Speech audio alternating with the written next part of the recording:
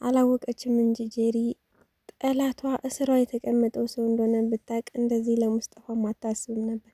ብቻ ሜርሲም ልክ እንደሚያግዝ ሰው እያደረጋት ራሷን ከወንጀለኝነት አውጥታ ምን ማድረግ እንዳለባት እየመከረቻት ነበር። በቃ የወንድም ሜሊ ሳይሰማ ሁሉን ነገር እናደርገዋለን ብለው ተመካክረውም ይጨርሳሉ። ቤሊንና ሙስጠፋም እየተመካከሩ ነበር። በአንድ ሀሳብ የሚያወሩ ይመስላሉ። ምክንያቱም ሙስጠፋን ጄሪን ይፈልጋታል። በተቃራኒ ቤሊን ደግሞ አቶ አምነን ታፈቅረዋለች። ግን ሀሳብ ይዟታል። ምክንያቱም በአቶ አምነን ፍቅር እንደዚህ የተሰቃየች እንደሆነ ማንም ሰው አልተረዳላትም። አምነንም ቢሆን ምንም ሊረዳላት አልቻለም።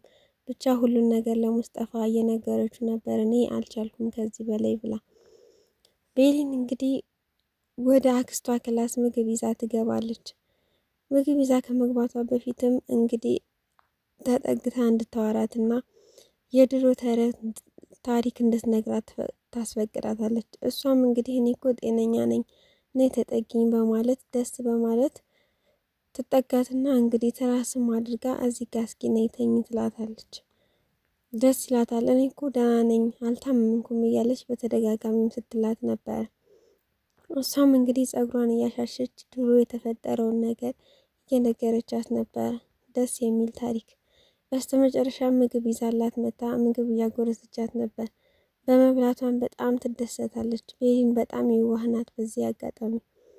እሷም እንግዲህ በጣም ደስ ይላትና ምግቧን በላልታ ደስ በሚል ሁኔታ ዛሬ በቃ እንደዚህ ፍክት ብላለች። የታመመችም አትመስልም።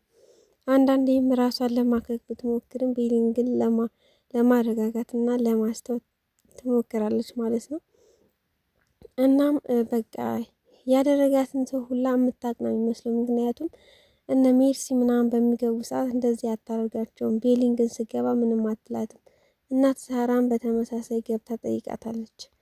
እና በቃ የሆነ ነገር የምታደርጋት መስላ በሩቁ ፍራፍራት ቢላትም እሷ ግን አንቺን እንደዚህ ያደረገው ሰው በቃ የእጁን ያገኛል ልጄ፣ አንቺም ትድኛለሽ፣ የኔ ጸሎት ያድንሻል እያለችም ስትመክራት ነበር።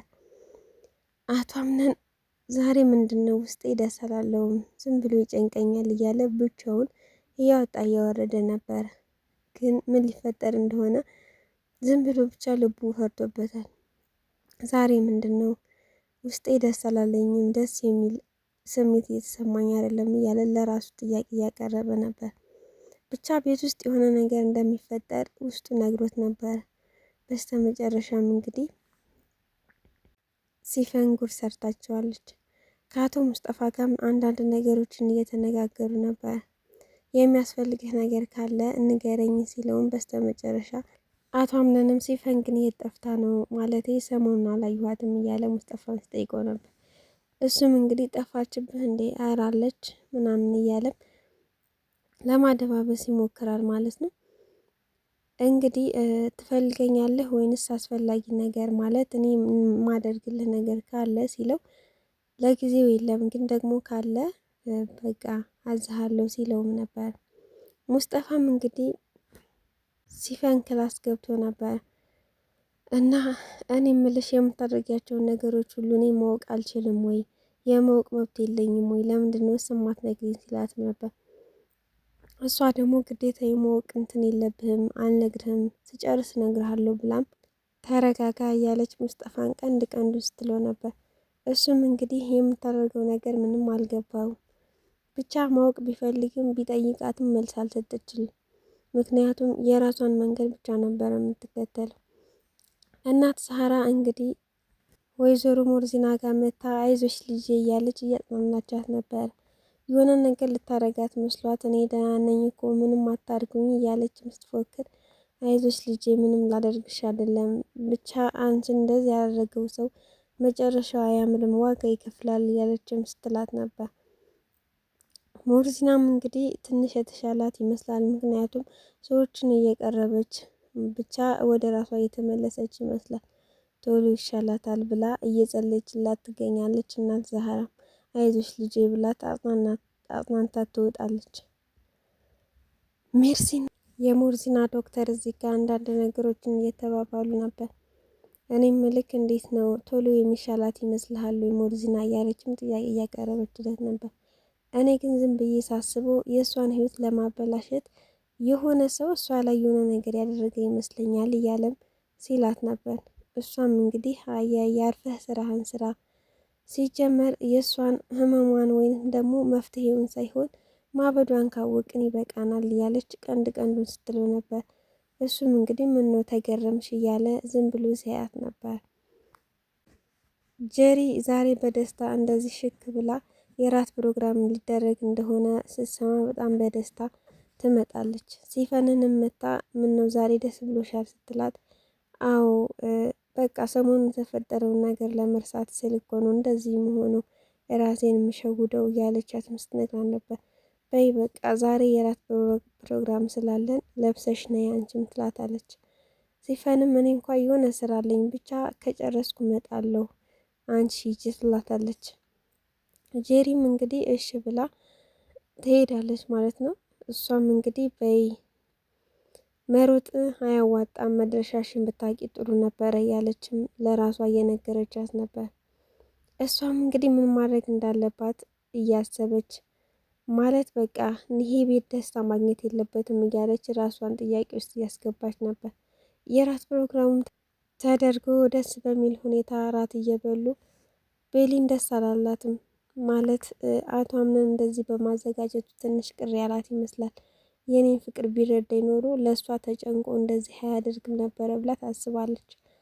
ደስ ባይላትም ብቻ የራት ፕሮግራሙ እንደዚህ በአማረ ሁኔታ ተበልቶ አንዳንድ ነገሮችን ተጫውተው ምናምን የራት ፕሮግራሙም ያበቃል።